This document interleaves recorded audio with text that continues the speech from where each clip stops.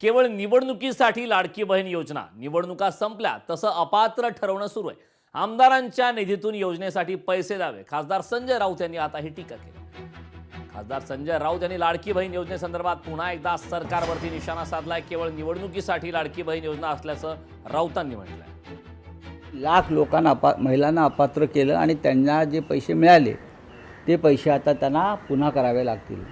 फक्त मतदान द्यावं म्हणून कोट्यवधी रुपये सरकारी तिजोरीतून जनतेच्या कराच्या पैशातून महिलांची मतं विकत घेण्यासाठी आपण वापरले। आणि आता जेव्हा ताशेरे मारण्यात आलेले आहेत ऑडिटर जनरलकडून, तेव्हा तुम्हाला ते पैसे परत घ्यावे लागत आहेत। ही नामुष्की आहे। मला असं वाटतं की एकनाथ शिंदे जे लाडके भाऊ आहेत आणि देवेंद्र भाऊ आहेत, त्यांनी आमदारांच्या खासदारांच्या फोडाफोडीत जे पैसे खर्च करतात त्यात काटकसर करावी आणि या महिलांच्या वतीनं ती रक्कम तिजोरीत भरावी।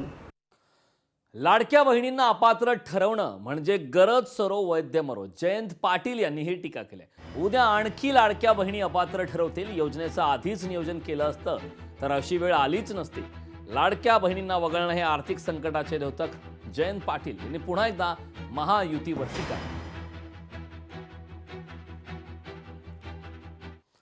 निवडणुकीत लाडक्या बहिणींचा वापर केला, भाऊ मजा मारतोय, लाडक्या बहिणींना वाऱ्यावर सोडलं, लाडक्या बहिणींचा शाप महायुती सरकारला लागणार, विजय वडेट्टीवार यांनी सरकारवरती जहरी टीका केली।